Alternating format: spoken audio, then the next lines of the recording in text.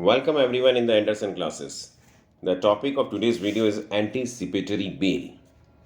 तो introduction के अंदर we can say like that the person is allowed to seek a bail in anticipation or advance of an arrest on accusation of having committed a non-bailable offense. So it is also known as pre-arrest bail or apprehension bail. इसको जो है explain किया गया है section 438 of CrPC 1973. So how can we define the definition? Anticipatory bail की जो definition है वो सीआरपीसी में नहीं दी गई है, लेकिन in the simple words we can say like that the bail of a person which is accepted before his arrest. उसको अरेस्ट होने से पहले अगर कोई बेल दे दी जाए तो उसको हम एंटीसिपेटरी बेल कहेंगे. ना क्वेश्चन इज दैट कि इसका पर्पस क्या है and what is the object, मतलब ऑब्जेक्ट क्या है, पर्पस क्या है, क्यों इसको दिया जाता है. A person should not be confined in any way until held guilty or to protect an innocent person. यानी ऐसा देखा गया है कि हर किसी इनोसेंट पर्सन को भी गिरफ्तार ना कर लिया जाए, या उसको जैसे कई बार कोई जो पावरफुल पर्सनस हैं तो सामने वाले को जो है वो डिफेम करना चाहते हैं तो वो ना हो, क्योंकि सपोज करो कई बार जैसे अरेस्ट हो जाता है तो उसके कई बार इमेज खराब हो जाती है समाज के अंदर. इसलिए तो एंटीसिपेटरी बेल के बारे में अगर अपन समझना चाहें तो क्या है कि सेक्शन 438 में इसको समझाया गया है. जो बेल एडवांस में ले ली जाए उसको एंटीसिपेटरी बेल कहते हैं. बेल के लिए जो रीज़न होते हैं वह है सॉलिड रीज़न होना चाहिए, और जो है टू प्रोटेक्ट एन इनोसेंट, मतलब मेन ऑब्जेक्ट ये हो गया कि इनोसेंट को प्रोटेक्ट किया जाए. Then condition of the acceptance क्या है?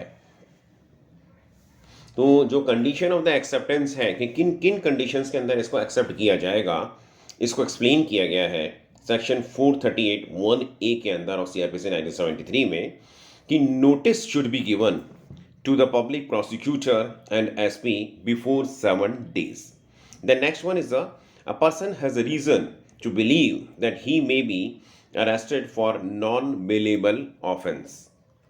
A person shall not leave India, यानी इंडिया को छोड़ेगा नहीं. A person shall not make an इंड्यूसेंट और थ्रेट, यानी बाहर जाकर के किसी को डराने का धमकाने का काम नहीं करेगा. फिर उसके बाद में जो उसने जो ऑफेंस किया है उसकी ग्रेविटी, उसकी नेचर को चेक करेंगे, और किसी भी तरह का कोई ब्लैंकेट ऑर्डर नहीं दिया जाएगा. अब यहाँ समझने के लिए मैं बताऊँ कि ब्लैंकेट ऑर्डर क्या होता है. ब्लैंकेट ऑर्डर का मतलब ये होता है कि a person shall be arrested in crime any time.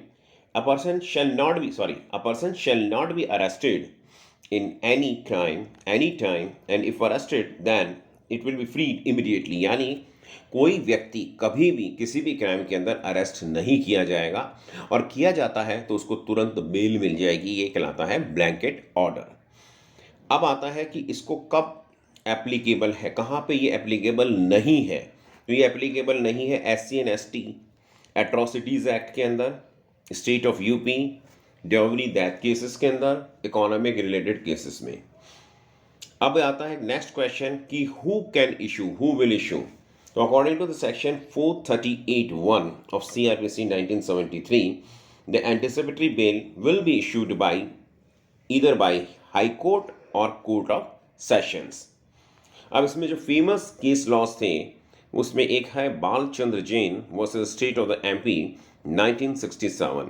इसमें था कि anticipatory bail can also be issued without sending the notice, यानी बिना जो नोटिस है उसको भेजे भी इसको इशू किया जा सकता है.